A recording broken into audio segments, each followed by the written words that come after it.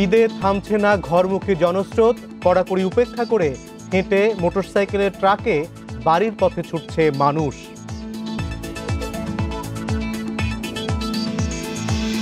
Corona ঝুঁকির মধ্যেই ঈদে দোকান ও শপিং মলে ভিড়, মাস্ক পরা ও সামাজিক দূরত্ব মানছেন না বেশিরভাগ মানুষ।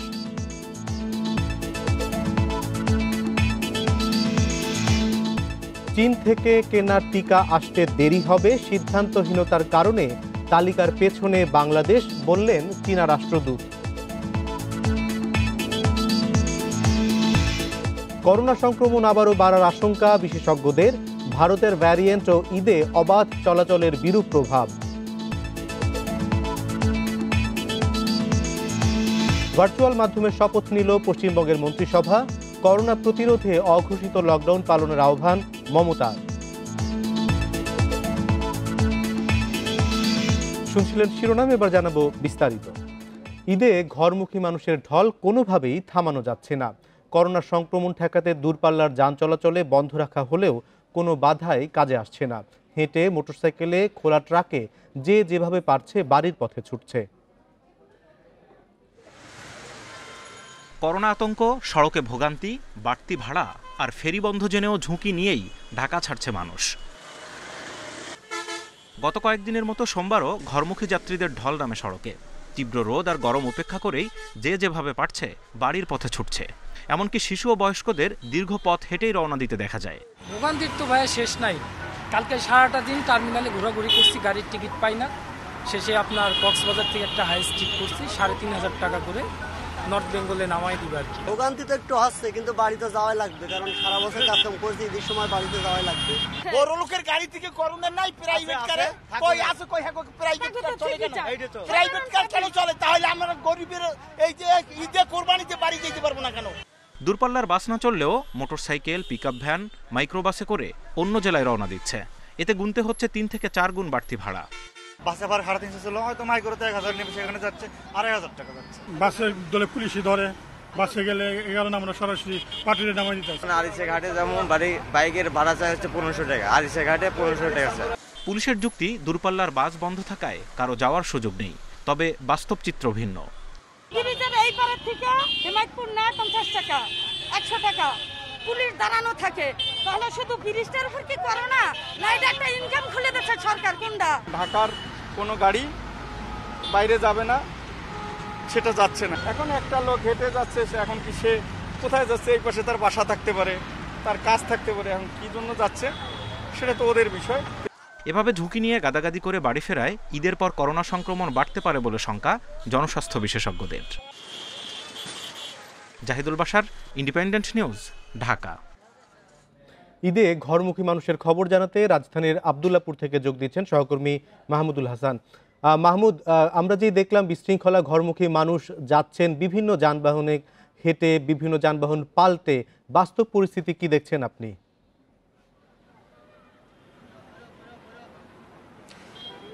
সকাল থেকে বাস্তব পরিস্থিতি একই দেখছি, যে আমরা কিছুক্ষণ আগে প্রচার হলো যে সংবাদটি, ঠিক আমার পিছনে দেখতে পাচ্ছেন অনেক মানুষ দাঁড়িয়ে আছেন, অপেক্ষা করছেন, আসলে তারা নিজ নিজ বাড়িতে যাবেন।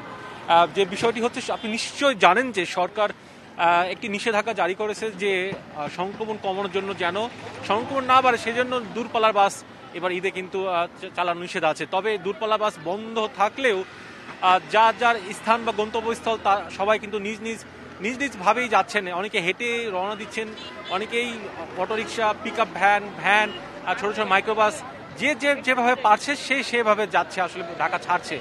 সকাল থেকে কিন্তু এই জনস্রোত কিন্তু রাজধানীর বিভিন্ন পয়েন্টে দেখেছি আমি, বিশেষ করে গাবতলী, আমিনবাজার, এখন আমি আব্দুল্লাহপুরে আছি। সবাই একটা ভোগান্তি নিয়ে ছাড়ছে, সবার চোখে মুখে কিন্তু ভোগান্তি। তারপরে যখন আমি জিজ্ঞাসা করছি, সরকার যেখানে নিজ নিজ গন্তব্যে স্থানে থাকতে বলেছে সেখানে কেন তারা বাড়ি যাচ্ছে, সবার একটাই কথা, স্বজনদের সঙ্গে তারা ঈদ করতে চায়। এই করোনা থাকলেও তারা স্বজনের সঙ্গে ঈদ করতে চায় বলে বিধায় তারা এই ভোগান্তি নিয়ে তারা বাড়ি যাচ্ছে। আরেকটি বিষয় অনিমেষ, সেটি হচ্ছে যে যারা বাড়ি যাচ্ছে ভোগান্তি নিয়ে, সেটি যেমন একদিকে সত্য, আরেকদিকে সত্য কথা হচ্ছে যে তারা 2 গুণ, 3 গুণ, 4 গুণ বেশি ভাড়া দিয়ে বাড়ি যাচ্ছে। যে এই ভাড়াটি সাধারণ সময় যেখানে 300 থেকে 400 হওয়ার কথা ছিল, সেটি 2,000, 2,500 পর্যন্ত তারা ভাড়া দিয়ে যাচ্ছে। একই সঙ্গে যেখানে আমি আছি আব্দুল্লাপুরে, সেই আব্দুল্লাপুরে আমি দেখেছি অনেকের সঙ্গে কথা বলেছি, তারা অনেকে ময়মনসিংহ যাবে, জামালপুর যাবে, তারা এখান থেকে চন্দ্রা পর্যন্ত পিকআপ ভ্যান বা অটোরিকশা কিংবা রিক্সা এভাবে যাচ্ছে এবং আবার চন্দ্রায় নেমে গিয়ে চন্দ্রা থেকে আবার কোনো একটা যানবাহনে করে তারা বাড়ি ফিরবে। মূলত যে কথাটি সেটি হচ্ছে যে কারণে দূরপাল্লার বাস আসলে বন্ধ করা হয়েছিল, কিন্তু সেটি কিন্তু খুব একটা দেখা যাচ্ছে না। যে করোনা সংক্রমণ যে ভয়, আপনি নিশ্চয় জানেন যে বাংলাদেশে ভারতীয় ভ্যারিয়েন্ট দেখা দিয়েছে, সেটি কিন্তু আমরা জানি এর আগে, কিন্তু যেভাবে পারভেজ, প্রশাসন বা পুলিশের কোনো ধরনের তৎপরতা কি আপনার চোখে পড়ছে?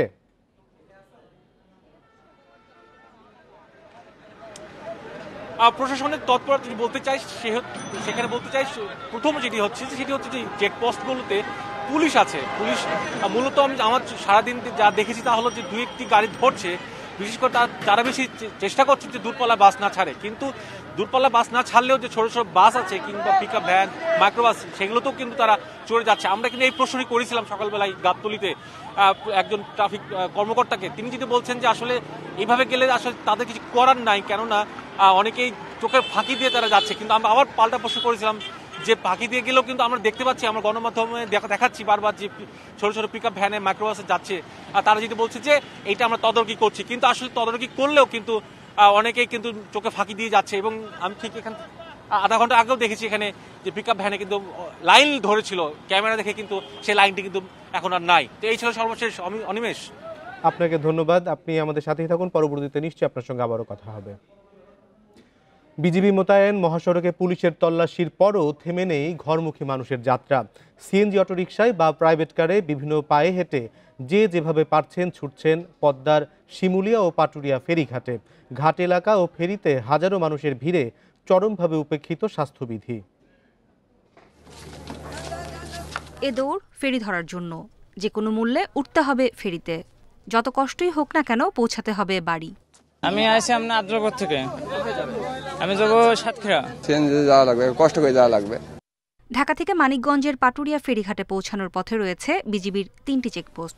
সেখানে জিজ্ঞাসাবাদের মুখে পড়ছে ব্যক্তিগত গাড়িগুলো, ফিরিয়ে দেয়া হচ্ছে অনেককে। তবু ঘাটে পৌঁছানোর পর দেখা যায় গাড়ির চেয়ে মানুষের ভিড় বেশি। ভেঙে ভেঙে নানা ভোগান্তির পর ঘাট পর্যন্ত পৌঁছান তারা। নদী পার হয়ে কিভাবে বাড়ি পৌঁছাবেন তা নিয়েও রয়েছে অনিশ্চয়তা। এখন পর্যন্ত এখানে আসছি, এই যে দেখতেছেন, তো আপনারা দেখতেছেন লোকের অরণ্য, কিন্তু ছাইরে দিলে কিন্তু এত ঝামেলা হয় না। নিজের বাড়িতে বা পরিবারের সাথে ঈদের জন্য যাওয়া লাগবে, তো ভেঙে হোক বা যেভাবেই হোক যাওয়া লাগবে। বাড়িতে শুধু ওয়াইফার একটা বাচ্চা, তাছাড়া কেউ নেই, না গেলেই নয়। একই অবস্থা দৌলতদিয়া ফেরিঘাটেও। দুপাশেই দেখা গেছে গাড়ির দীর্ঘ সারি। 16টির মধ্যে জরুরি ধারণ করবে বলে কিন্তু তারা আশঙ্কা করছেন। এবং এই ঘাটে যে জরুরি সেবায় যে ফেরিতে যে রোগীবাহী অ্যাম্বুলেন্স এবং পণ্যবাহী যে যানবাহনগুলো পারাপারের কথা রয়েছে, যাত্রীদের এমন করার কারণে কিন্তু অ্যাম্বুলেন্সের যে পারাপার সেটি কিন্তু প্রতি মুহূর্তেই আসলে বিঘ্নিত হচ্ছে। এবং একটি ফেরি আসার সাথে সাথে কিন্তু হাজার হাজার যাত্রী যারা এই ঘাটে পারাপারের অপেক্ষায় রয়েছে, তারা ফেরিতে উঠে যাচ্ছেন এবং এতে করে যে যানবাহন পারাপারে কিন্তু যে বিঘ্নতা হচ্ছে। এবং আমরা কিছুক্ষণ আগে দেখছিলাম যে মানুষ আসলে জনস্রোতের মতো এই ঘাটে এসে ভিড় জমাচ্ছেন এবং ঘাটের যে প্রতিটি পল্টন রয়েছে সেটি কিন্তু কানায় কানায় পরিপূর্ণ হয়ে গেছে মানুষে। আমরা সরকার পক্ষ থেকে স্বাস্থ্যবিধি মানতে যে ধরনের নির্দেশনা দেওয়া রয়েছে, আমরা দেখেছি যে আসলে প্রতি মুহূর্তে সেখানে স্বাস্থ্যবিধি সহ সব ধরনের নিষেধাজ্ঞাই উপেক্ষিত হচ্ছে। এবং আমরা সকাল থেকে দেখছিলাম যে অধিকাংশ মানুষের মধ্যেই কিন্তু সামাজিক দূরত্ব মানার পাশাপাশি তাদের মুখে মাস্কের ব্যবহার আমরা করতে দেখিনি। এবং দীর্ঘক্ষণ অপেক্ষায় থেকে তারা হাতে না পারায় তারা কিন্তু একেবারে যারা ঘাট তাদের দেখলেই কিন্তু চড়াও হচ্ছেন। এবং প্রতিটি ঘাটে কিন্তু একেবারে মানুষের যে ভিড় সেটি। আরেকটি বিষয় একটু জানতে চাই যে সেখানে স্বাভাবিক অবস্থায় যতগুলি ফেরি চলে আজও কি ততগুলি ফেরি চলছে? দেখুন, আসলে স্বাভাবিক সময়ে তো 16টি ফেরি চলাচল করে। এখন শুধু আমরা সকাল থেকে এই পর্যন্ত যে ফেরিটিতে দাঁড়িয়ে আছি এটি ছেড়ে গেলে 3টি ফেরি ছেড়ে যাবে। এর আগে আমরা দেখেছি যে ফেরি যে যমুনা ফেরিটি ছেড়ে গেছে, সেই ফেরিটিতে কিন্তু প্রায় 5 থেকে 6 হাজার বেশি মানুষ নিয়ে কিন্তু ফেরিটি এই ঘাট থেকে বাংলা বাজারের উদ্দেশ্যে ছেড়ে যায় এবং সীমিত পরিসরে শুধুমাত্র জরুরি যে রোগীবাহী অ্যাম্বুলেন্স এবং কাঁচামালবাহী যে জরুরি পণ্যবাহী গাড়িগুলো আছে সেইগুলো আসলে পারাপার করার জন্যই এই ফেরিগুলো সফল রাখা হয়েছিল। তবে যাত্রীদের এই উপচে পড়া ভিড়ের কারণে আসলে কোনোভাবেই এই জরুরি অ্যাম্বুলেন্স গুলো পারাপার করা যাচ্ছে না। আমরা কিছুক্ষণ আগেও দেখেছি যে ঘাট এলাকায় প্রায় 15 থেকে 20টি অ্যাম্বুলেন্স এই ফেরিতে ওঠার অপেক্ষায় দীর্ঘক্ষণ ধরে অপেক্ষায় ছিল। তবে এই পরিস্থিতি আসলে ক্রমশই যে সংক্রমণ ঝুঁকি সেটি কিন্তু বাড়িয়ে দিচ্ছে এবং আজকে যদি বলে রাখি যে ঘাট কর্তৃপক্ষ আগামীকাল গার্মেন্টস খুলে দেবে, এটি নিয়ে কিন্তু তারা আসলে এই যাত্রীর চাপ আসলে এখনই তারা সামাল দিতে পারছেন না। আগামীকালকের পরিস্থিতি কি হবে এটি নিয়ে আসলে তারা শঙ্কায় রয়েছেন। তো এই ছিল শিমুলিয়া ঘাট থেকে এখনকার সবশেষ পরিস্থিতি। শুভ, আপনাকে ধন্যবাদ। শুভ জানাচ্ছিলেন মুন্সিগঞ্জ থেকে। এবার আমাদের সঙ্গে যোগ দেবেন মানিকগঞ্জের পাটুরিয়া ঘাট থেকে সহকর্মী খালেদ রায়হান। খালেদ রায়হান, পাটুরিয়াতে কি অবস্থা দেখা যাচ্ছে, সেখানে মানুষের চাপ কতখানি? দেখুন শুভ, যেমনটি বলছিলেন পাটুরিয়া ঘাটের অবস্থাও কিন্তু ঠিক একই রকম। আমরা কিছুক্ষণ আগে, আধা ঘন্টা আগেও দেখেছিলাম কিছুটা লোক কম থাকলেও এখন কিন্তু লোক আবার বাড়তে শুরু করেছে। আমি যদি একটু দেখানোর চেষ্টা করি, কিছুক্ষণ আগে কিন্তু ভিড়েছে, তারপরেই মানুষজন ওঠার চেষ্টা করছেন। যদিও মানুষজন আসলে গাড়ি নামছে বলে সাধারণ মানুষ যারা আছেন তারা এই পাশটিতে রয়েছেন এবং কিছুক্ষণ আগেও এটি আসলে 4 নম্বর ফেরিঘাট। কিছুক্ষণ আগে 3 নম্বর ফেরিঘাট থেকে একটি ফেরি ছেড়ে গেছে। একটি ফেরি ছেড়ে গেলে একটি ফেরিতে শুধুমাত্র আমরা যেমনটি দেখতে পাচ্ছিলাম সকাল থেকে অ্যাম্বুলেন্স গেলে শুধুমাত্র অ্যাম্বুলেন্সের সঙ্গে করে সাধারণ মানুষ যারা আছেন তারা ফেরিতে করে পার হচ্ছেন। একবার 3 নম্বর, 4 নম্বর, 5 নম্বর 3টি ফেরিঘাট থেকে কিন্তু পর্যায়ক্রমে ফেরি যাচ্ছে। যদিও ফেরির সংখ্যা খুব বেশি না হলে আমরা দেখেছি অনেক ফেরি তারা কিন্তু আসলে ঘাটে অবস্থান করছে।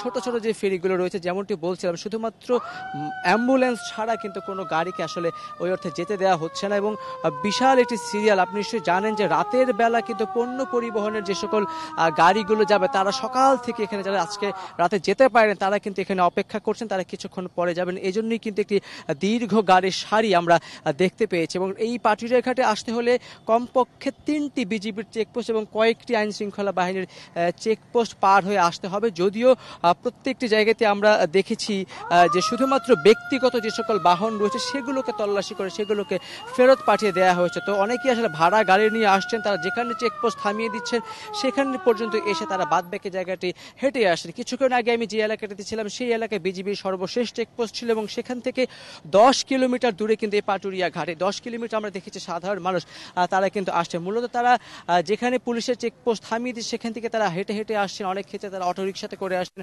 অনেকে মোটরসাইকেল নিয়ে আসে। সবচেয়ে বড় যে বিষয়টা হচ্ছে যে করোনা সংক্রমণ রোধে স্বাস্থ্যবিধি মানার ক্ষেত্রেই কিন্তু এই সকল চলাচল বন্ধ করে দেওয়া হয়েছিল, কিন্তু ফেরিঘাটে কিন্তু হাজার হাজার মানুষ এবং স্বাস্থ্যবিধি কিন্তু একেবারে উপেক্ষিত হচ্ছে। খালেদ রায়হান, আপনাকে অনেক ধন্যবাদ। ঈদের দিন এগিয়ে আসার সাথে সাথে দেশের বিভিন্ন শপিং মল ও মার্কেটে জনসমাগম বেড়েছে। আজ ছুটির দিনেও ক্রেতাদের উপচে পড়া ভিড় দেখা গেছে। তবে বেশিরভাগ মানুষের মাঝেই স্বাস্থ্যবিধি নিয়ে দেখা গেছে উদাসীনতা।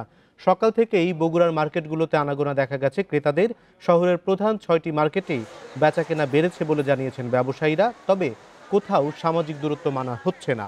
সিলেটের শপিং মলগুলোতে করোনার সংক্রমণ ঝুঁকি উপেক্ষা করেই ঈদের কেনাকাটায় মানুষের ঢল নেমেছে। স্বাস্থ্যবিধি মানতে মার্কেট কর্তৃপক্ষ নানা উদ্যোগ নিলেও ভিড়ে তা বাস্তবায়ন সম্ভব হচ্ছে না।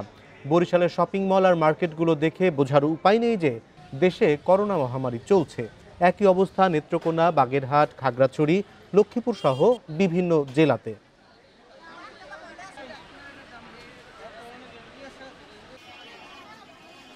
স্বাস্থ্যবিধি মেনে চলে ঈদের কেনাকাটায় সবাই উৎসাহ বোধ করছে এবং উৎসাহিত হয়ে কেনাকাটা করছে, কিন্তু এর মাঝেও ভিড়ের প্রকোপটা অনেক বেশি।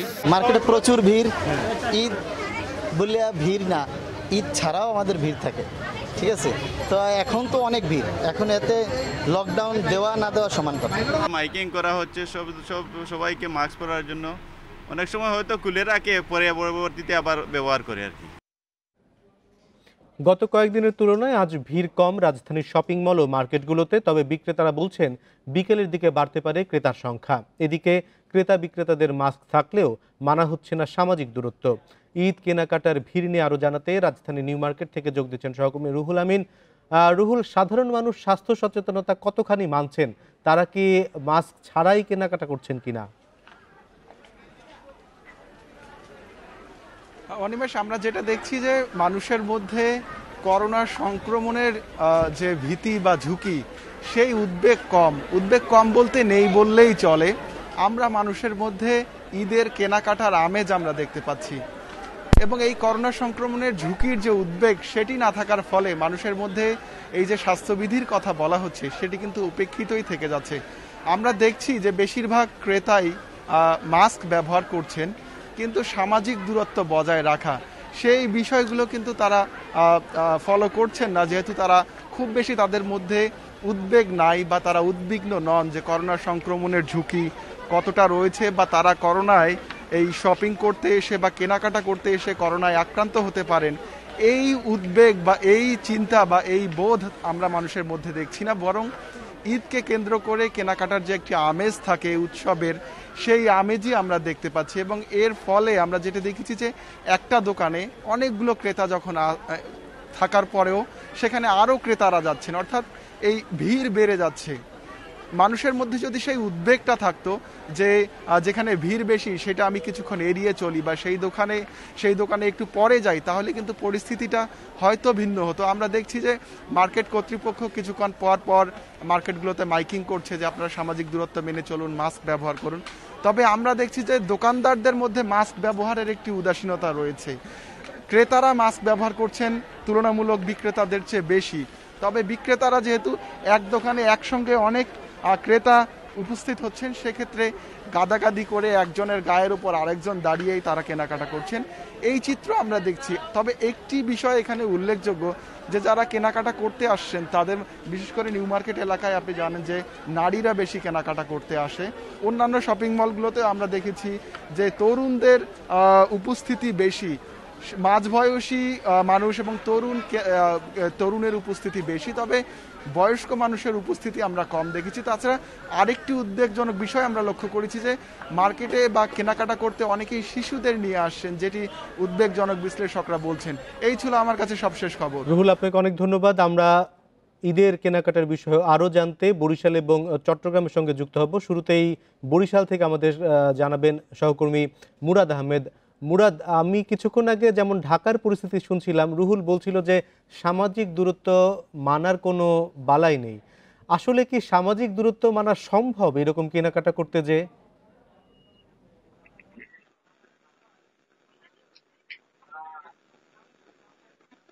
উত্তরে প্রথমে যে কথাটি বলতে হয় সেটি হচ্ছে অসম্ভব। তার কারণটি হচ্ছে যে একটা স্বাস্থ্যবিধির নোক্তা সবাই পেয়ে গেছেন, সেটি হচ্ছে যে মাস্ক ব্যবহার। সবাই মাস্ক পরে আছেন, কিন্তু পরবর্তীতে যে সামাজিক দূরত্ব বজায়ের বিষয়টি রয়েছে কেউ মানছেন না, অর্থাৎ এটি মানার অবশ্য জো নেই। তার কারণ হচ্ছে প্রত্যেকটি মল, আমি এখন দাঁড়িয়ে আছি বরিশালে একটি নাম করা মলে দাঁড়িয়ে আছি, আপনি দেখুন যে আমার পেছনটায় যারা রয়েছেন তারা হচ্ছেন সবাই ঈদ ক্রেতা, এবং বয়সের দিক থেকে সব বয়সীরা ঈদের এই সময়টায় কেনাকাটা করতে এসছেন। দেখুন যে এই শপিং মলেরও একটা লিমিটেশন আছে, স্পেস লিমিটেশন। তো এই স্পেস লিমিটেশন নিয়ে ওরা যখন দোকানটি মলটি ডেকোরেশন করেছেন, তার মধ্যে যারা ঢুকছেন ক্রেতা হয়ে তাদের কোনো লিমিটেশন নেই, অর্থাৎ বারবার চেষ্টা করা হচ্ছে যে 5 জন বের হবে, 5 জন ঢুকবে, কেউ কারো এত সময় নেই বা এটা মানার মতো অবস্থা কারণ নেই। আর মাস্কের বিষয়টিকে সবাই এত বেশি গুরুত্ব দিয়েছেন যে এর আগেও আমি একবার বলেছিলাম যে একটি 3 পিস যদি একজন নারীর পছন্দ হচ্ছে তো তার উপরে ঝাঁপিয়ে পড়ছে 3 জন, দেখতে আসছেন আরো 2 জন। তো এইভাবে 3 piece, panjabi, T shirt, jeans, অন্যান্য শার্ট এবং যা কিছু আছে শিশু পোশাক থেকে শুরু করে আমরা যদি দেখি স্যান্ডেল, জুতা, ব্যাগ এবং কসমেটিক, সব ক্ষেত্রেই আমরা কিন্তু দেখছি মানে প্রতিযোগিতা, অর্থাৎ দ্রুত কিনে বের হয়ে যাওয়ার প্রতিযোগিতা। এই দ্রুততার জন্যই কিন্তু মূলত শপিং মলগুলোতে ঠেকানো যাচ্ছে না ভিড়। আমি গিয়েছিলাম বরিশালের চকবাজারে, যে দেখি সেখান থেকে এই লাইভটি করা যায় কিনা, কিন্তু বিশেষ করুন চালু হওয়ার কারণে গ্রাম থেকে সব ছুটছেন শহরের দিকে। শহরে ছুটতে গিয়ে তারা যেটি করেছেন, এক এলাকায় তারা সবে এসে ভিড় করছেন এবং নামি দামি শপিং মলগুলো যতগুলো আছে তার পাশাপাশি উপচে পড়েছেন তারা ফ্লোটিং মার্কেটগুলোতে। মুরাদ, আমরা বুঝতে পেরেছি মানুষের যে কেনাকাটার আগ্রহ, যতই রোগবালাই আসুক এর থেকে তাদেরকে বিরত করা খুবই অসম্ভব বলে মনে হচ্ছে। এবার আমরা চট্টগ্রামের পরিস্থিতি জানবো, সেখানে আছেন সহকর্মী অনুপম শীল। অনুপম, কি অবস্থা চট্টগ্রামের? আসলে সময় যত ঘনিয়ে আসছে তত আমরা দেখছি যে মূলত বিপণী বিতান কেন্দ্রিক যে ভিড় সেটি বাড়ছে। আমরা এখন চট্টগ্রামের কাজীরদড়ি ভিআইপি টাওয়ারে আছি। এটি এই এলাকায় বেশ জনপ্রিয় এবং প্রচলিত একটি বিপণী বিতান এবং আমরা গত প্রায় আধা ঘন্টার বেশি সময় ধরে এখানে আছি। যেহেতু এই বিপণী বিতানটি বেশ আকারে বড়, সেই এক্ষেত্রে এখানে খুব বেশি একেবারে গা ঘেঁষাঘেঁষি করে যে ভিড় আমরা একটু আগে বরিশালের কথাও শুনছিলাম, ঠিক সেরকম নয়। আর এর মধ্যে দুপুরের এই সময়টাতে কিছুটা ভিড় কমও থাকে, তবে প্রচুর মানুষ কিন্তু আসছে। এবং আমরা এখানে যেটি দেখছি যে মূলত গত এই ঈদের বাজারে কিন্তু এবার যে সচেতনতা, অর্থাৎ বিশেষ করে মাস্ক ব্যবহারের যে প্রবণতাটা, সেটি বেশ ভালোভাবেই আমরা লক্ষ্য করছি। প্রায় সবাই এখানে মাস্ক দিয়ে ব্যবহার করছেন এবং মার্কেটে ঢোকার সময় স্যানিটাইজার স্প্রে করা হচ্ছে, যদিও সেটি একেবারে নিয়ম অর্থাৎ নিয়ম রক্ষার একটি বিষয় আমাদের কাছে মনে হয়েছে। এর বাইরে আমরা কিছুক্ষণ আগে দেখেছি যে এখানে যারা ব্যবসায়ী, এই মার্কেটের যারা ব্যবসায়ী সমিতি আছে তাদের নেতৃবৃন্দ প্রত্যেক দোকানে দোকানে গিয়ে যাতে সবাই দোকানদারও স্যানিটাইজার রাখেন সেই বিষয়টি নিয়ে আলোচনা করেছেন। এবং কিছুক্ষণ পর পর এখানে যে মার্কেটের যে সেন্ট্রাল মাইক আছে সেই মাইকগুলোতে কিন্তু ঘোষণা করা হচ্ছে। তবে আমরা দেখছি যে সন্ধ্যার পরে, বিশেষ করে ইফতারের পরে কিন্তু এই পরিস্থিতি আর থাকছে না। অর্থাৎ তখন কোনো কোনো মার্কেটে হাজার হাজার, কোথাও কোথাও শত শত ক্রেতারা হাজির হচ্ছেন এবং দেশের পরিস্থিতি প্রায় একই রকম। আপনাকে অনেক ধন্যবাদ আমাদের সঙ্গে যুক্ত হবার জন্য। চীনের করোনা টিকা সিনোফার্মের 5 লাখ ডোজ উপহার হিসেবে বুধবার দেশে আসছে বলে নিশ্চিত করেছেন ঢাকায় নিযুক্ত চীনের রাষ্ট্রদূত লি জিমিং। সকালে কূটনৈতিক প্রতিবেদকদের সংগঠন ডিক্যাবের সঙ্গে এক অনলাইন ব্রিফিংয়ে একথা নিশ্চিত করেন তিনি। চীনের রাষ্ট্রদূত বলেন, 18 বছরের বেশি বয়সীরা সিনোফার্মের টিকা নিতে পারবেন। টিকাটি WHO অনুমোদন প্রাপ্ত। টিকা কেনার সিদ্ধান্ত নিতে দেরি করায় দীর্ঘ তালিকার পেছনে পড়েছে বাংলাদেশ। এর ফলে দ্রুত টিকাটি পাচ্ছে না বাংলাদেশ। চীন G2G বা বাণিজ্যিকভাবে বাংলাদেশকে টিকা দিতে প্রস্তুত রয়েছে। তবে চীনের আরেকটি করোনা টিকা সিনোভ্যাক এখনও WHO অনুমোদন না পাওয়ায় এখনই ব্যবহৃত হচ্ছে না বলে জানান চীনের রাষ্ট্রদূত লি জিমিং।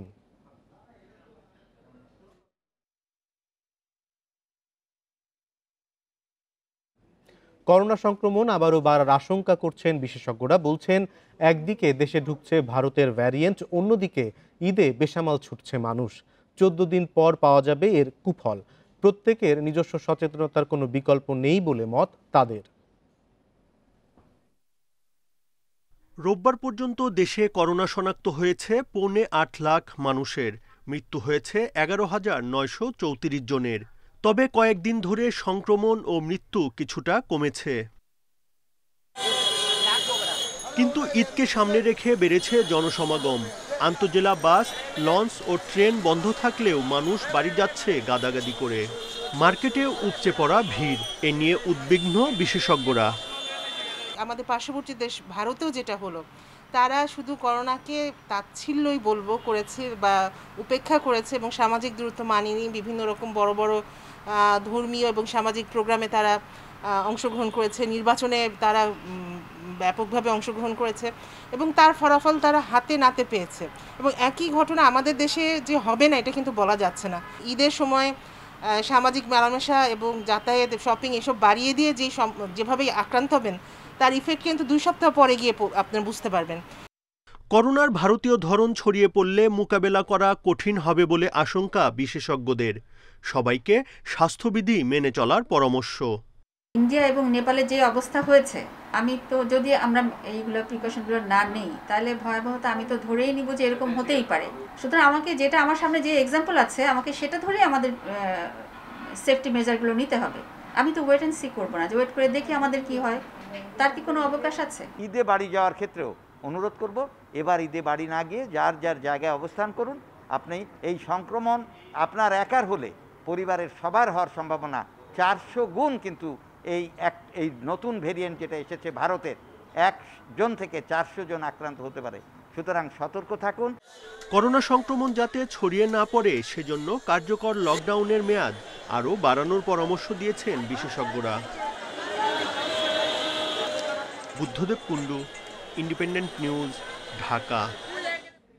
করোনার দ্বিতীয় ঢেউয়ে সবচেয়ে বেশি মারা গেছে তরুণরা। 31 থেকে 40 বছরের মধ্যে মৃত্যুহার সবচেয়ে বেশি।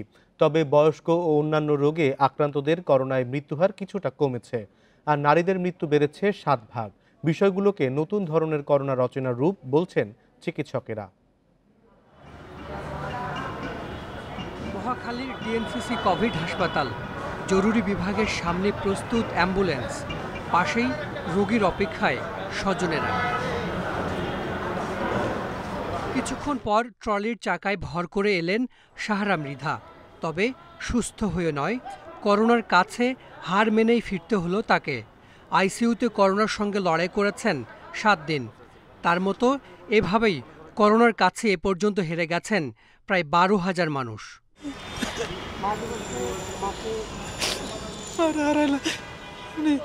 7 দিন ভর্তি ছিলেন আইসিইউতে। 7 দিন থাকার পর আজকে মারা গেছেন সকাল 9:30টার সময়। আইসিডিডিআরবির তথ্য মতে দেশে এখন করোনার সাউথ আফ্রিকার ধরন 95 ভাগ। মার্চ ও এপ্রিলে ভয়াবহ রূপ নেয় করোনা। এপ্রিলে মারা গেছেন 2400 জন। স্বাস্থ্য বাতায়নের তথ্য বলছে গত বছরের তুলনায় এবছর 10 থেকে 20 বছর বয়সীদের মৃত্যুহার দ্বিগুণ। 20 থেকে 30 বছর বয়সীদের মৃত্যু বেড়েছে 6 গুণ, আর 30 থেকে 40 বছরের মৃত্যুহার বেড়েছে 5 গুণ। গত বছর সর্বোচ্চ মৃত্যু ছিল 60 বছরের বেশি বয়সীদের, আর এবার তা 20 থেকে 40-এর মধ্যে। অর্থাৎ আগের বছরের তুলনায় বয়স্কদের মৃত্যুহার কমেছে, মৃত্যু বেড়েছে তরুণদের। কর্মক্ষম বয়সের মানুষরাই 20 থেকে 40 বছরের মানুষরা কাজ করে এবং বাইরে যায়। এই ইয়াং পপুলেশন যদি রোগ প্রতিরোধ করতে আমরা না পারি, যদি আমরা দীর্ঘমেয়াদী অসুখের মাঝে চলে যাই, তাহলে শুধু রোগে যেমন আমরা আক্রান্ত হয়ে থাকবো, তার থেকে বড় ক্ষতি হবে অর্থনৈতিক প্রবৃদ্ধির জায়গায় বড় রকম ক্ষতি হতে পারে। তবে আশার কথা, যারা অন্যান্য রোগে ভুগছেন এমন রোগীর করোনায় মৃত্যুহার কমেছে। গত বছর 82 ভাগ থেকে এবছর তা কমে হয়েছে 64 ভাগ। শুধু কোভিড নয়, অন্যান্য রোগগুলো যেগুলো বিশেষ করে দীর্ঘমেয়াদী রোগ, সেই ব্যাপারে আমাদেরকে অত্যন্ত যেটা বলে সমন্বিত প্রচেষ্টা এখনই নিতে হবে, নাহলে কিন্তু আমরা দীর্ঘমেয়াদী আবার অন্যান্য সংক্রামক ব্যাধির সমস্যায় ভুগব। করোনার নতুন ধরনে নারীদের মৃত্যু বেড়েছে। গত বছর মৃত্যুহার 25 ভাগ থাকলেও এবার তা 32 ভাগ। মৃত্যু বেড়েছে 7 ভাগ। হাসপাতালের নানা সংকটে এবার বাড়িতে মৃত্যুও দ্বিগুণ হয়েছে। Hasan Misba, independent News, Dhaka. দেখছেন বিরতিহীন সংবাদ দুপুর। এতে আরো যা থাকছে: জাপান থেকে মোংলায় পৌঁছেছে মেট্রো রেলের আরো 6 কোচ। নৌপথে বিশ্বে করোনায় মৃতের সংখ্যা 33 লাখ ছাড়িয়েছে। ভারতে একদিনে মৃত 3,448, শনাক্ত 3,66,000। অগ্রণী ব্যাংকের অটোমেশনের কাজ অর্ধেকও শেষ না করে 410 কোটি টাকার বিল তুলে নিয়েছে ফ্লোরা টেলিকম। এদিকে অসমাপ্ত সিস্টেম নিয়ে বিপাকে ব্যাংকটি। কাজ চলছে অর্ধেক ডিজিটাল আর অর্ধেক কাগজে। অনিয়মের বিষয়টি খতিয়ে দেখছে দুর্নীতি দমন কমিশন ও সিআইডি। তদন্তকারীরা বলছেন, দুর্নীতির অভিযোগ আনা হতে পারে ফ্লোরা টেলিকমের চেয়ারম্যান এবং ব্যাংকের কয়েক কর্মকর্তার বিরুদ্ধে। প্রযুক্তির ব্যবহারে ব্যাংকিং সেবা আধুনিকায়নের উদ্যোগ নিয়েছিল অগ্রণী ব্যাংক। মোট 499 কোটি টাকার অটোমেশনের কাজ পায় ফ্লোরা টেলিকম লিমিটেড। চুক্তি হয় সুইজারল্যান্ডের টেমোনাস কোম্পানির কোর ব্যাংকিং সফটওয়্যার বা সিবিএস স্থাপন করার। তবে 2018-তে শুরু হয়ে এখন পর্যন্ত মাত্র 47% কাজ শেষ হলেও 410 কোটি টাকার বিল তুলে নিয়েছে ফ্লোরা। এদিকে অসমাপ্ত সফটওয়্যার সেটআপ নিয়ে বেকায়দায় অগ্রণী ব্যাংক। অর্ধেক কাজ ডিজিটাল পদ্ধতিতে চললেও বাকিটা হচ্ছে কাগজে কলমে। এ বিষয়ে ব্যাংকটির ব্যবস্থাপনা পরিচালকের সাথে একাধিকবার যোগাযোগ করার চেষ্টা করা হলেও কোনো মন্তব্য পাওয়া যায়নি।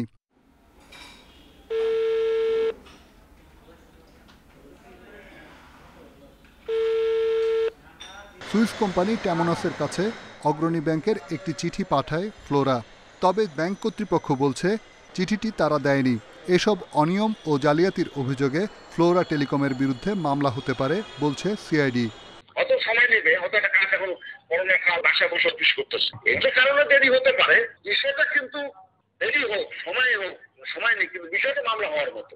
মাত্র ৪৭ ভাগ কাজ করে ৮২ ভাগ বিল কিভাবে ফ্লোরা টেলিকমকে দেয়া হয়েছে তা অনুসন্ধান করছে দুদক। দুর্নীতির সাথে ব্যাংক কর্মকর্তাদের সম্পৃক্ততাও খতিয়ে দেখা হচ্ছে। যদি এই ধরনের কোনো অগ্রণী ব্যাংকের অফিসিয়ালস থাকে, অনুসন্ধানে যদি বেরিয়ে আসে, অবশ্যই তাদেরকে ইমপ্লিকেট করা হবে এবং তাদেরকে আইনের আওতায় আনা হবে। তবে নর্মালি আমরা যেটা দেখি, ইন এ ব্যাংকিং কারাপশন অফিসিয়ালসরা ছাড়া এটা অসম্ভব ব্যাপার। এসব অভিযোগ নিয়ে জানতে ফ্লোরা টেলিকমের অফিসে গিয়ে পাওয়া যায়নি মোস্তফা রফিকুল ইসলামকে। এ বিষয়ে কথা বলেননি প্রতিষ্ঠানের আর কোনো কর্মকর্তা। রিশাদ হুদা, ইন্ডিপেন্ডেন্ট নিউজ, ঢাকা। রাজধানীর আব্দুল্লাপুরে ছুরিকাঘাতে শাকিল নামের এক যুবক নিহত হয়েছেন। গত রাত ৯টার দিকে এই ঘটনা ঘটে। পুলিশের দাবি, নিহত শাকিল কিশোর গ্যাংয়ের নেতা। তার নামে দুটি মামলা রয়েছে। নিহত যুবক ওই এলাকার ডান্সার শাকিল নামে পরিচিত। তিনি টিকটক ভিডিও বানাতেন। পুলিশ জানিয়েছে, আরেক কিশোর গ্যাংয়ের নেতা ভুইয়া সাব্বির গতরাতে শাকিল ও তার বান্ধবীকে ডেকে নিয়ে যান। পরে আইসি হাসপাতালের পেছনের গলিতে সাব্বির সহ ৪-৫ জন মিলে শাকিলকে ছুরিকাঘাত করেন। ঘটনার পরই তাকে ওই হাসপাতালে নেওয়া হয়। পরে রাত 10:30টার দিকে ঢাকা মেডিকেলে নেওয়া হলে শাকিলকে মৃত ঘোষণা করেন চিকিৎসক। কিশোর গ্যাং নিয়ে দ্বন্দ্বের জেরে এই হত্যাকাণ্ড বলে ধারণা পুলিশের। কিশোর গ্যাংয়ের সদস্য যে মারা গেছে, এর নাম ড্যান্সার শাকিল। হ্যাঁ, ওদের লিডার ছিল। এর কাছের বন্ধুই এই ঘটনা ঘটাইছে, যতটুকু আমরা প্রাথমিকভাবে জানতে পারছি। সুনামগঞ্জের জামালগঞ্জে শিশুদের ঝগড়াকে কেন্দ্র করে ছুরিকাঘাতে এক দম্পতি খুন হয়েছেন। গত রাত 9:30টার দিকে উপজেলার বেহেলি ইউনিয়নের আলিপুর গ্রামে এই ঘটনা ঘটে। নিহতরা হলেন আলিপুর গ্রামের আলমগীর হোসেন ও তার স্ত্রী মুর্শেদা বেগম। পুলিশ জানায়, শিশুদের ঝগড়াকে কেন্দ্র করে আলিপুর গ্রামের আলমগীর ও তার চাচাতো ভাই রাসেলের মধ্যে ঝগড়া হয়। এক পর্যায়ে রাসেল ধারালো অস্ত্র দিয়ে আলমগীর ও তার স্ত্রীকে কুপিয়ে জখম করে। পরে স্বজনরা গুরুতর আহত অবস্থায় উপজেলা স্বাস্থ্য কমপ্লেক্সে ভর্তি করার পর তাদের মৃত্যু হয়। এ ঘটনায় অভিযুক্তদের ধরতে অভিযান চালাচ্ছে পুলিশ।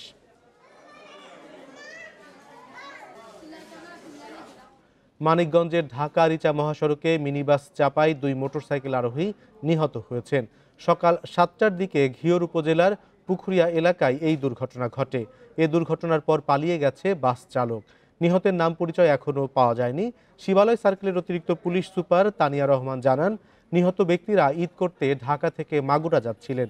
সে সময় পাটুরিয়া থেকে ঢাকামুখী একটি মিনিবাস মোটরসাইকেলটিকে চাপা দেয়। এতে ঘটনাস্থলে নিহত হন মোটরসাইকেলের 2 আরোহী। পরে খবর পেয়ে ঘটনাস্থলে গিয়ে নিহতের মরদেহ উদ্ধার করে বারঙ্গাইল হাইওয়ে থানায় নেওয়া হয়। এ বিষয়ে মামলা দায়েরের প্রস্তুতি চলছে বলে জানায় পুলিশ। জাপান থেকে এসেছে মেট্রো রেলের দ্বিতীয় চালান। গতকাল বিকেলে মেট্রো রেলের 6টি কোচ নিয়ে একটি জাহাজ মোংলা বন্দরে পৌঁছায়। সেখান থেকে নৌপথে রাজধানীর উত্তরার দিয়াবাড়ি ঘাটে আনা হবে কোচগুলো। জাপানের কোবে বন্দর থেকে আসা এমভি ওশান গ্রেস রোববার দুপুরে মোংলা বন্দরের 7 নম্বর জেটিতে নোঙর করে। এই জাহাজে করে আনা হয়েছে মেট্রো রেলের 6টি কোচ সহ আনুষঙ্গিক যন্ত্রপাতি। বিকেলেই শুরু হয় খালাসের কাজ। কোচগুলো নামানোর কাজ শেষ হলে অন্য জাহাজে সেগুলো ঢাকায় আনা হবে। মেট্রো রেলের কোচগুলো তৈরি করেছে জাপানের কাওয়াসাকি মিৎসুবিশি কনসোর্টিয়াম কোম্পানি এবং আমদানিকারক প্রতিষ্ঠান Dhaka mass transit company limited. জাহাজ থেকে বগিগুলো খালাসের কাজে সহায়তা করছে বন্দর কর্তৃপক্ষ। সর্বসাকুল্যে 24টা জাহাজ আসবে, এটা মাত্র সেকেন্ড শিপ। আরও 22টা জাহাজ আসবে আগামী বছরের ভিতরে। মোংলা বন্দর আমাদের সম্পূর্ণ সহযোগিতা করছে জাহাজ বার্দিংয়ের ব্যাপারে, আনবার্দিংয়ের ব্যাপারে। এর আগে 31 মার্চ প্রথম দফায় আসে মেট্রো রেলের 2টি ইঞ্জিন ও 4টি কোচ। আগামী বছরের মধ্যে 24 দফায় মেট্রো রেলের আরও 144টি বগি দেশে আসবে। Independent news desk. সংস্কারের অভাবে বান্দরবানে বিভিন্ন সড়কে অধিকাংশ বেইলি সেতু চরম ঝুঁকিপূর্ণ হয়ে পড়েছে। কোনোটির নিচে বালু ফেলে আবার কোনোটি গাছের গুঁড়ি দিয়ে আটকে রাখা হয়েছে। এসব সেতুর উপর দিয়ে ঝুঁকি নিয়েই প্রতিদিন চলাচল করছে হাজারো যানবাহন। এতে যে কোনো সময় বড় ধরনের দুর্ঘটনার আশঙ্কা করছেন স্থানীয়রা। বান্দরবানের কয়েক উপজেলায় সংস্কার ও রক্ষণাবেক্ষণের অভাবে বেইলি সেতুগুলো দিন দিন ঝুঁকিপূর্ণ হয়ে উঠছে। কোথাও ধসে পড়ছে, কোথাও খুলে পড়ছে পাটাতন। জরাজীর্ণ এসব সেতু দিয়ে প্রতিদিন চলাচল করছে হালকা ও ভারী যানবাহন। দ্রুত সংস্কার করা না হলে সেতু ভেঙে যে কোনো সময় বন্ধ হয়ে যেতে পারে যোগাযোগ ব্যবস্থা। ঘটতে পারে মারাত্মক দুর্ঘটনাও। ব্রিজটা ঝুঁকিপূর্ণ, এখানে গাছের ট্রাক, এখানে অতি জোরে 5 টনের নিচে গাড়ি, কোনো গাড়ি পারাপার হতে পারে না। আমরা অনেক ঝুঁকিপূর্ণ নিয়ে পারাপার হচ্ছি। ট্রাক যখন যাচ্ছে বিশেষ করে এরকম নাড়াচাড়া করতেছে, সেক্ষেত্রে যদি অধিক অংশ যদি নষ্ট হয়ে যায়, তাহলে যে কোনো সময় বাস গেলেও বাসও দুর্ঘটনায় কবলিত হতে পারে। হ্যাঁ, তখন যাত্রীর প্রাণনাশের হতে পারে।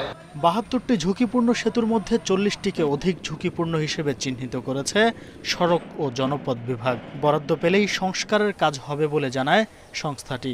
রিমেনিং বেলি ব্রিজগুলো আছে আমাদের, সেগুলিকে পরিবর্তে নতুন পাকা সেতু করার জন্য আমরা ইতিমধ্যে একটা প্রকল্প দাখিল করেছি। আমরা আশাবাদী প্রকল্পটি দ্রুতই হয়তো অ্যাপ্রুভ হয়ে যাবে। দুর্ঘটনা রোধে ঝুঁকিপূর্ণ সেতুগুলোর দ্রুত সংস্কার চান এলাকাবাসী। Independent news desk.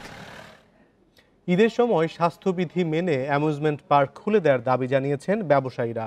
প্রায় 1.5 বছর ধরে ব্যবসায় মন্দা চলায় শ্রমিক কর্মচারীদের বেতন দিতে হিমশিম খাচ্ছেন বলে জানান তারা। এছাড়া দীর্ঘদিন ব্যবহার না হওয়ায় বিভিন্ন যন্ত্রাংশ নষ্ট হওয়ার আশঙ্কাও তাদের। কর্মচারীদের বেকার হওয়া ঠেকাতে সতর্কতা মেনে পার্ক খুলে দেওয়ার পরামর্শ পর্যটন বিশেষজ্ঞদের। গত বছর মার্চে করোনা মহামারী দেখা দেওয়ার পর 6 মাসের বেশি সময় বন্ধ থাকে বিনোদন কেন্দ্রগুলো। ডিসেম্বর থেকে 3 মাস খুলে দেয়া হলেও তেমন সাড়া মেলেনি। এবছর মার্চে ফের করোনা সংক্রমণ বাড়ায় প্রায় 1 মাস ধরে বন্ধ অ্যামিউজমেন্ট পার্কগুলো। দীর্ঘদিন ঠিকমতো ব্যবহার না হওয়ায় রাইডগুলোর যন্ত্রাংশ নষ্ট হচ্ছে বলে জানান ব্যবসায়ীরা। ঈদের আগে ব্যবসা খুলে দেয়া না হলে বার্ষিক আয় 30 ভাগ কম হবে বলে আশঙ্কা তাদের। অন্যান্য সেক্টরের মতন যদি আমাদের কেউ একটা পারমিশন দেয় করার জন্য, পার্কগুলো অপারেট করার জন্য, তাহলে কিন্তু এই যে ব্যাপক অংশের লসটা যেটা হয়েছিল বা এখন যে চাকরি হারানোর সংখ্যা যেটা তৈরি হয়েছে, সেটা কিন্তু অনেকাংশেই কমে যাবে।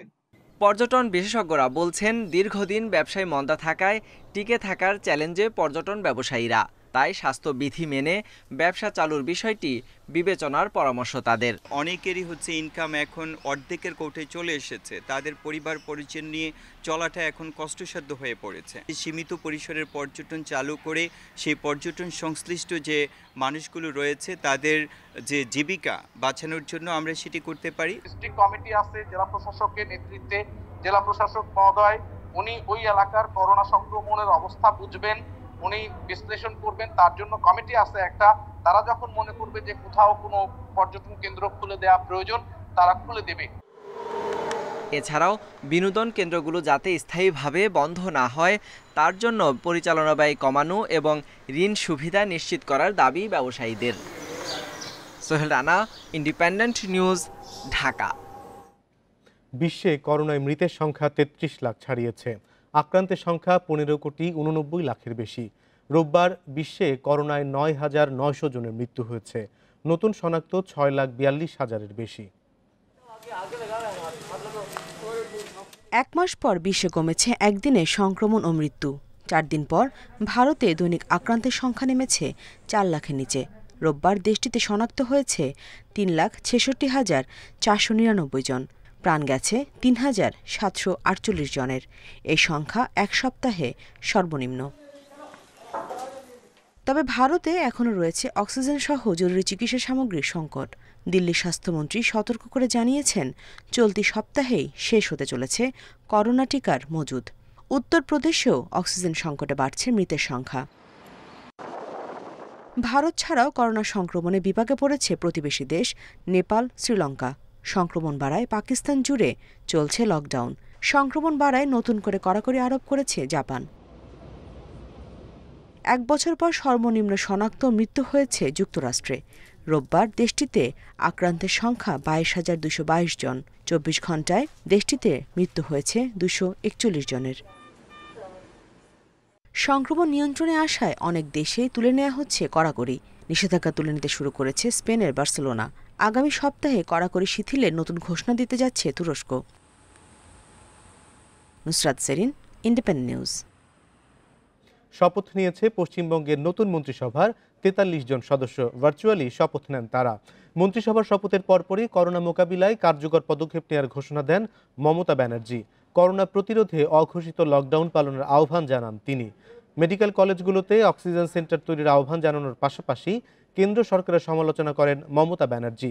তার অভিযোগ, নানা প্রতিশ্রুতি দিলেও অর্থ কিংবা টিকা কোনো সহায়তাই করছে না মোদী সরকার। সোমবার স্থানীয় সময় সকাল 11:15টায় শুরু হয় শপথ অনুষ্ঠান। নির্বাচনে প্রার্থী না হলেও আবারও মন্ত্রী হিসেবে শপথ নিয়েছেন সাবেক অর্থমন্ত্রী অমিত মিত্র। গত বুধবার মুখ্যমন্ত্রী হিসেবে তৃতীয়বার শপথ নেন মমতা ব্যানার্জি। বাংলাদেশ সফরের প্রস্তুতি ক্যাম্পের প্রাথমিক দলে থাকা 2 লঙ্কান ক্রিকেটার করোনা পজিটিভ হয়েছেন। ধনঞ্জয়া লঙ্কন ও ঈশান জয়রত্নে এই 2 অলরাউন্ডার এরই মধ্যে 14 দিনের কোয়ারেন্টিনে চলে গেছেন। করোনা পজিটিভ হওয়ায় তাদের মূল দলে থাকার সম্ভাবনা নেই বললেই চলে। এই 2 নবীন ক্রিকেটার লঙ্কান প্রিমিয়ার লিগে দারুণ পারফর্ম করেন। তরুণ ক্রিকেটারদের নিয়ে বাংলাদেশের বিপক্ষে ওয়ানডে দল সাজাচ্ছে শ্রীলঙ্কা।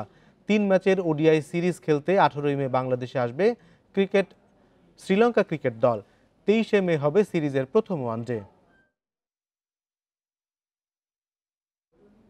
সেভিয়ার সঙ্গে 2-2 গোলের ড্র করে লা লিগায় শীর্ষে ওঠার সুযোগ হারালো রিয়াল মাদ্রিদ।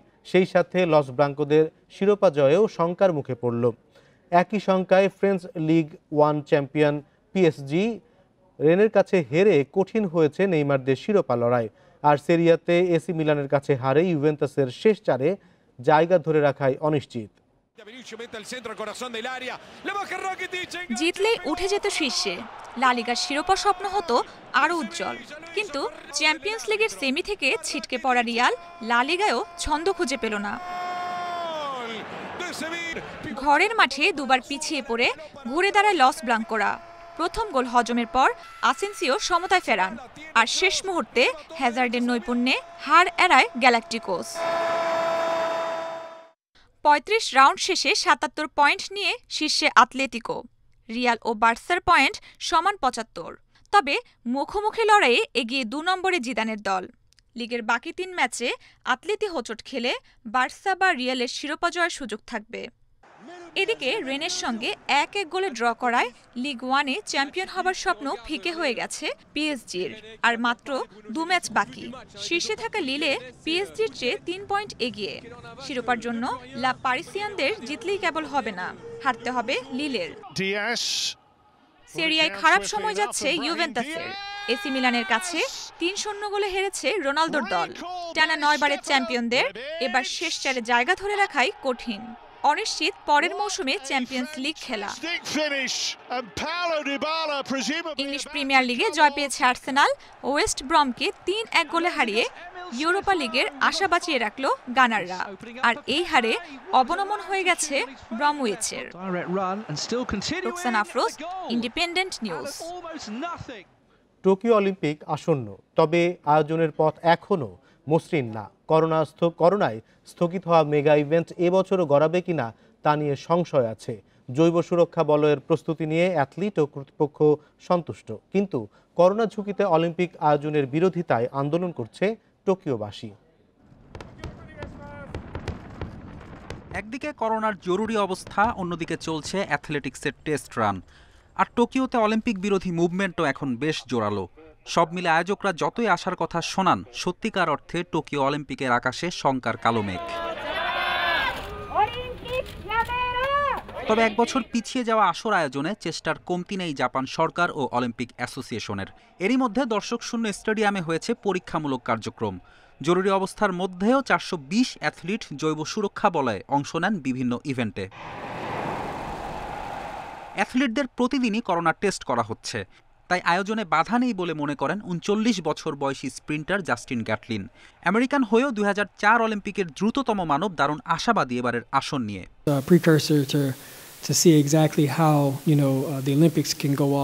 প্রতিযোগিতাটি আসলে কিভাবে চলতে পারে তা বোঝার জন্যই পরীক্ষামূলক আয়োজনের প্রয়োজন ছিল। সুরক্ষা বলয়ের কারণে প্রত্যেক অ্যাথলেটই নিরাপদে থাকতে পারবে, এমনকি বিদেশি অ্যাথলেটরা জাপানের নাগরিকদের কোনোভাবেই ঝুঁকির মধ্যে ফেলবে না। ওয়ার্ল্ড অ্যাথলেটিক্স সভাপতি সেবাস্তিয়ান কোয়ে জানিয়েছেন তাদের প্রস্তুতির কথা। এবারের আসরকে সফল করতে সর্বোচ্চ প্রস্তুতি নিয়েছি। করোনা ভাইরাস প্রতিরোধে যথাযথ ব্যবস্থা নেওয়া হয়েছে। অলিম্পিক ইতিহাসে এই আয়োজন স্মরণীয় হয়ে থাকবে। আমরা চ্যালেঞ্জটা নিচ্ছি। at a games that has some of the most challenging complexities attached to it. 23 July থেকে অনুষ্ঠেয় টোকিও অলিম্পিক শেষ হবে আগস্টের 8 তারিখ, যেখানে আন্তর্জাতিক কোনো দর্শক থাকতে পারবে না।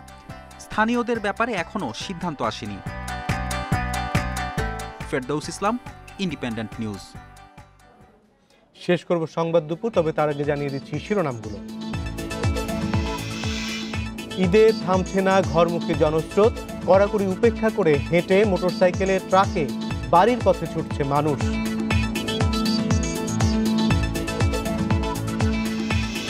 করোনা ঝুঁকির মধ্যে ঈদের দোকান ও শপিং মলে ভিড়, মাস্ক পরা ও সামাজিক দূরত্ব মানছেন না বেশিরভাগ। চীন থেকে কেনা টিকা আসতে দেরি হবে, সিদ্ধান্তহীনতার কারণে তালিকার পেছনে বাংলাদেশ, বললেন চীনা রাষ্ট্রদূত।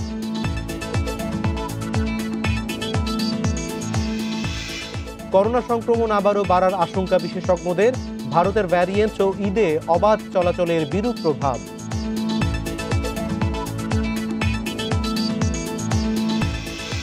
ভার্চুয়াল মাধ্যমে শপথ নিল পশ্চিমবঙ্গের মন্ত্রিসভা, করোনা প্রতিরোধে অঘোষিত লকডাউন পালনের আহ্বান মমতা।